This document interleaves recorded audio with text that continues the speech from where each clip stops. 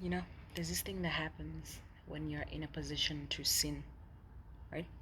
Like when you're being tempted. Can I just do a little bit of this? Just picky, picky, picky, picky. I can mess. Oh, ask for forgiveness later.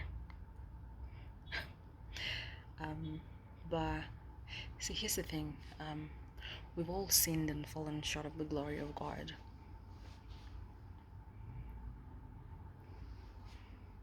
Even me and Opahake. We've all sinned and fallen short of the glory of God. Um, and because we live in this flesh, I feel like we'll always be tempted to sin. But there's this conversation I try and have with myself, because I also feel like quite recently I was also tempted to sin, right? And it was so easy and it was so innocent. But I was just sitting there and I was having a conversation in my head, and I was like saying, yeah, it doesn't matter if I want to do it. Like, my body will always want to do it. Like, I'll always want to defy God's will. I'll always want to do something opposite of what God has decreed for me to do. Because I live in the flesh, and that's going to happen. I'm not exempted from the desire to sin. I really am not. And so as I was sitting there, I was telling myself, yeah, I mean, it would be lovely to do it, but the Holy Spirit lives in here. Like, I'm a temple for the Holy Spirit, and it dwells in me. And honestly, I don't want to defile that.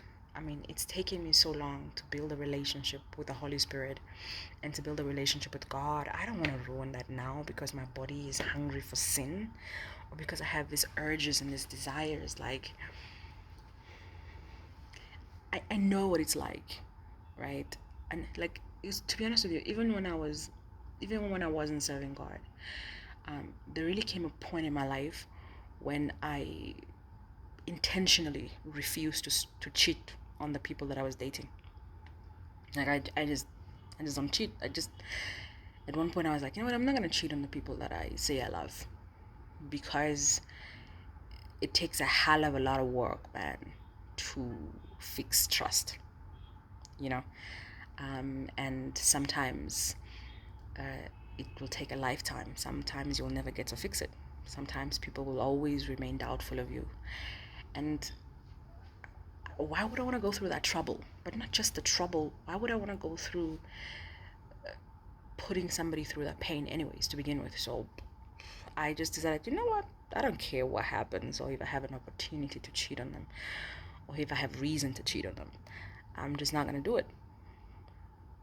And of course, there were times when the people that I was in relationships with would not believe that I did not cheat on them, right? And then sometimes, they would be like, but I also understood them, because some of them came from pasts where people did cheat on them. So they were still sitting with that trauma. And so sometimes they really didn't believe you. But I would just laugh inside of me, and I was like, nah, I'm not going to do it, because I said I wasn't going to do it. And I'm a woman of my word. To a certain degree, I keep my word. And if I can be in control to keep it, I will keep it. So it's the same thing, right? For me, in defiling my body, I'm really like, I don't want to sin, because then I will have to spend what now?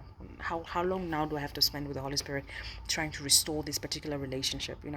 Like, come on, please talk to me, like, please, like we used to, like, please, Holy Spirit, like, can you minister to me like you used to? Can you be my legal advisor? Can you be my counsel?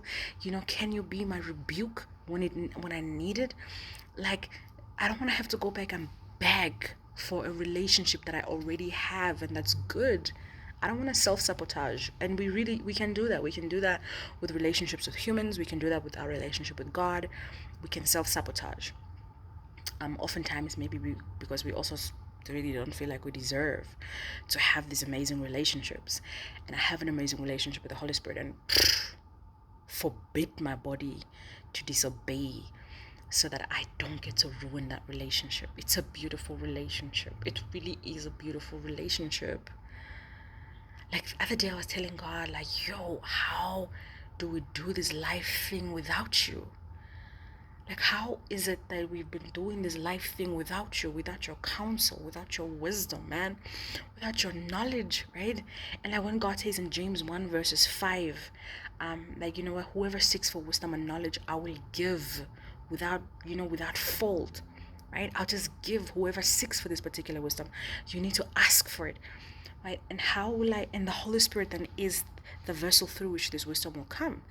So how will I go back to the Holy Spirit after I have defiled its temple and go like, can you please give me some wisdom and some advice? The wisdom that you should have hid from the beginning is not to sin. So when you are awares, when you are awares of whether you're actually doing sin and being conscious of it, right? Before you do it, you're conscious of it. I really advise, man, like seek the counsel of your closest counselors, which is the Holy Spirit, and like, can I do this? Sometimes you know the answer to this question, but you still want to negotiate. It's almost like negotiate. So I don't want to have to break a relationship so that I can fix it. Let me just keep it the way it is. It's good. It's good. So I was sitting there and I was like telling myself in my head, I was like, nah, the Holy Spirit lives here. God lives here. And I don't want to have to defile where he lives. I don't want to have to defile where he dwells. So my body will have to be subjected to obedience.